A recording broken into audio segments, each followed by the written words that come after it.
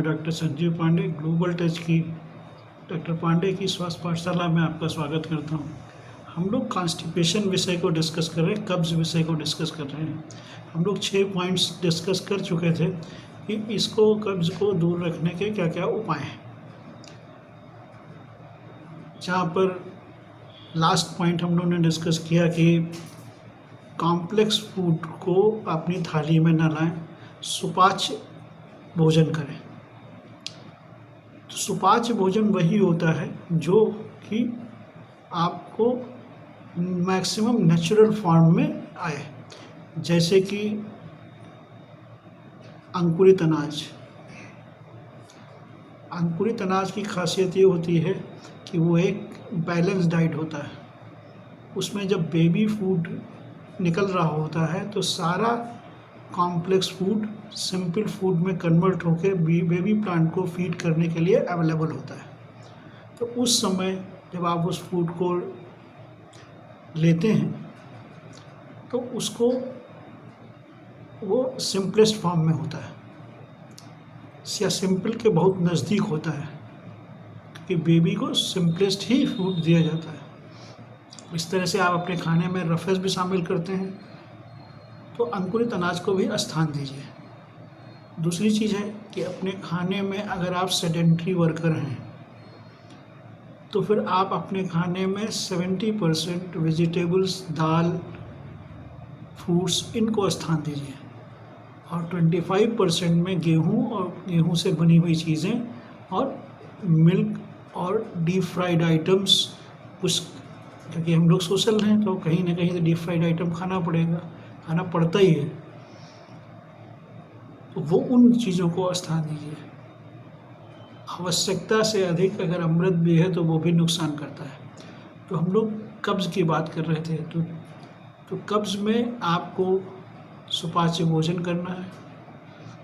बहुत ज़्यादा भोजन को पकाना नहीं है, एक बार में ही जो पका हुआ हो उसको बार बार गर्म करके नहीं खाना है। इसके अलावा जो कॉन्स्टिपेशन की समस्या आती है उससे कई बार पाइल्स की शिकायत हो जाती है लोगों को। तो इन चीज़ों से दूसरी बात यह है, नंबर 7 जो बात है कॉन्स्टिपेशन से बचने का, कि तंबाकू या तंबाकू के किसी भी तरह के प्रोडक्ट का सेवन न करना। जो लोग तंबाकू या तंबाकू से जुड़ी हुई किसी चीज़ का सेवन करते हैं उन लोगों को अगर उसको छोड़ें तो जो लोग ज़्यादा हैबिचुअल हो गए हो सकता है उनको विड्रॉल सिंड्रोम आए कुछ दिन, लेकिन आपकी पेट से संबंधित काफ़ी हम कह सकते हैं 60% प्रॉब्लम दूर हो जाएंगी। तो इस तंबाकू और तंबाकू के प्रकार को करें। दिनचर्या में जो है आप बढ़ते सूरज के साथ सुबह से दोपहर तक के पीरियड में आप भोजन करें, अपना फुल मील लें और दोपहर के बाद जैसे जैसे सूरज ढलने लगे अपने भोजन को सिंपल करते जाएं। इसके अलावा हफ्ते में एक दिन आप जो है फ्रूट्स पे फास्टिंग करें। कोई दिन एक सेलेक्ट कर लें, उस दिन करें। अगर आप सेडेंटरी वर्कर हैं तो मॉर्निंग वॉक ज़रूर करें, कम से कम 2-3 किलोमीटर पर डे करें। अगर आप नहीं जा सकते हैं तो घर में साइकिल रख लें या घर में कई सारे काम आप करें, जिससे कि आपको फिज़िकल एक्सरसाइज होती रहे।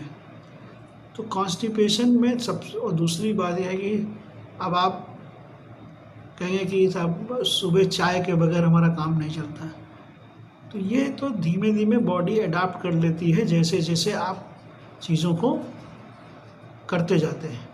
फिर बॉडी उसकी हैबिचुअल बन जाती है, फिर साइकोलॉजिकल होती है कि इसके बगैर हमारा काम नहीं चल रहा है, इसके बगैर हमारे प्रेशर नहीं बना। दूसरी बात है, जब आप जो टाइम आप अपना बनाएं अपने नित्य क्रिया करने का, उस दिन चाहे आपका प्रेशर बन रहा हो या न बन रहा हो, आप जाके बैठें पॉट पे।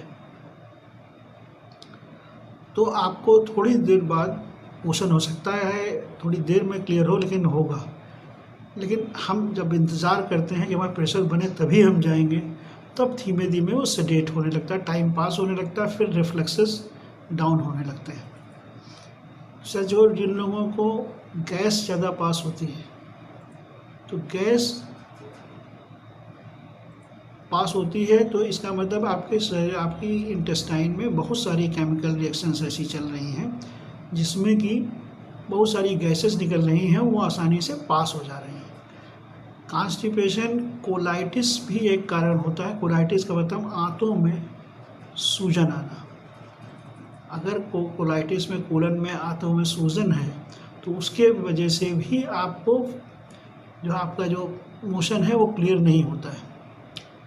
तो अगेन वही प्रॉब्लम है कॉन्स्टिपेशन की कि किसी भी तरह का आपने इन्फेक्टेड फूड खाया है जिसकी वजह से आंतों में कीड़े पहुँचे हैं और उन्होंने वहाँ पर इन्फेक्शन पैदा किया जिसकी वजह से स्वेलिंग आई। तो इन चीज़ों का ध्यान रखते हुए कल हम लोग इसको कंक्लूड करेंगे कॉन्स्टिपेशन को, और हम लोग और चीज़ें डिस्कस करेंगे। और अगर ये चैनल आपको पसंद आ रहा हो तो इसको सब्सक्राइब करें, अगर ये एपिसोड पसंद आया हो तो इसको लाइक करें और अपने कमेंट ज़रूर लिखें, या आप अपने कमेंट GTI स्वास्थ्य पाठशाला @gmail.com पर भी भेज सकते हैं। धन्यवाद।